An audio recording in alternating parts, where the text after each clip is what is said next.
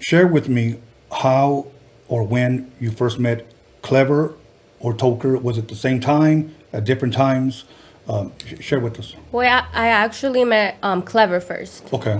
So me and Klever, we met and we were like business partners, and we were out there hustling, getting our money and stuff, and we were good friends.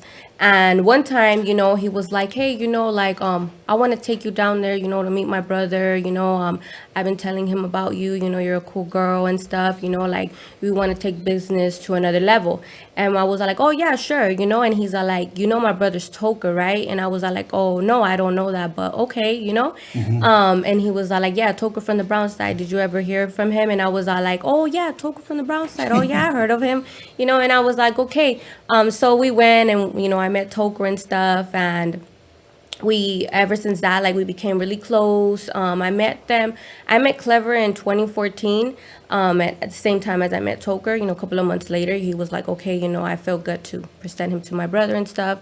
So I met Toker, and me and Klevs, were busting G moves, for Right. Toker and stuff, and whenever Tokes needed anything, like, it was like we were one call away, so I need you to do this, I need you to do that, like Benz, Klebs, like, we were just quick, we were his soldiers, we Right. were his A1s, where he will call me, he will call Klebs, and we were just like, all right, we're on the road. Like, if I'm over there fucking doing something, it's like, okay, I'm dropping my shit, I gotta go.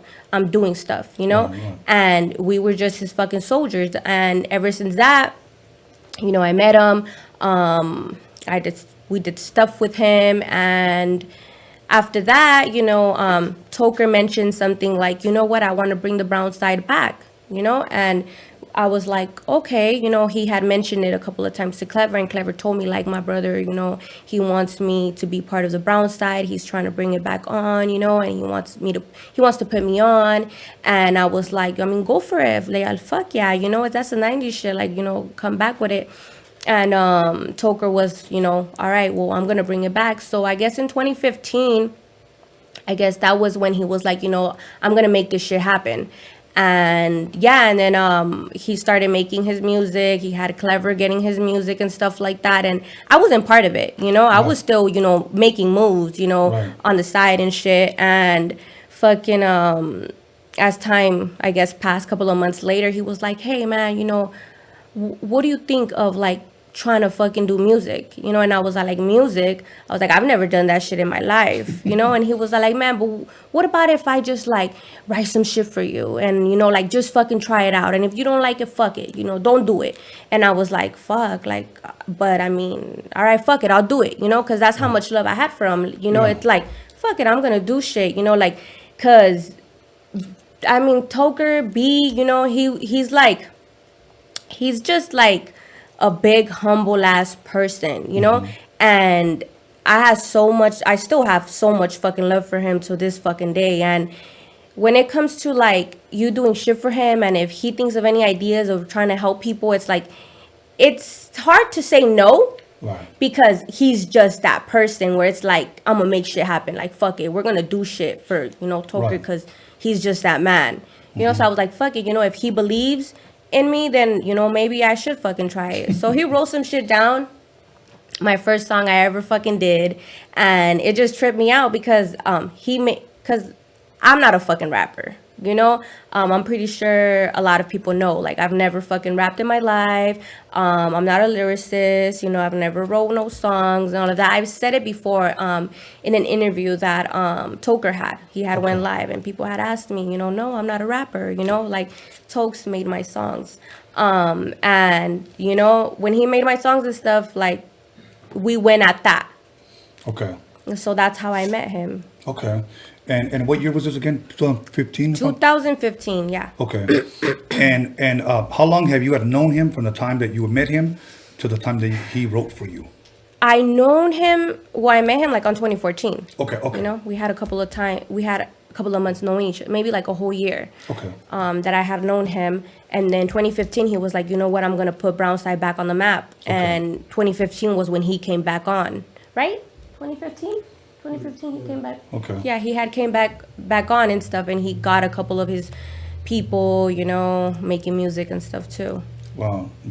Now, what was it like being in the studio with them? When he would write something, would he sit next to you, check it out, say it like this, say it like this? No, yeah, it was crazy because when he wrote like my song, the one that I was gonna, you know, my first song I ever did, I was like, what the fuck? Like this shit does really fucking sound like me, you know? Like how the fuck does he know me so good? Right. You know, and it's just a trip because I mean, he knows how to observe people so good, and he could just read you, and he knows what type of person you are. Yeah. And he just knows from like the get down, you know, like I can fuck with her, you know, and Right. and I'm just remembering right now, when I mean he can fuck with her, meaning me, was because there was an issue back then, you know. Okay. I think it came out in the news. I think everyone's seen it when Klever, you know, he had that prop gun, you know, and the cops were chasing him and they were trying to get him and they were trying to lock him up.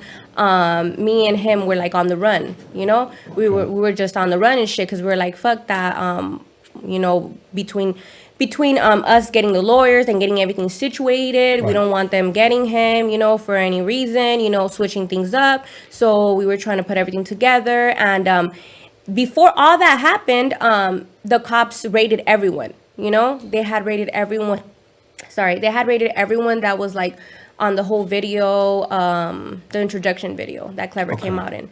They had raided everyone. They raided some of his homeboys. They had raided my house. My mom called me and she was like, hey, the cops are in the house looking for you. And I was like, what the hell? What do they want? You know? And then she was like, well, you need to come over here, you know, because they want to talk to you. And I was like, okay, well, I'm on my way.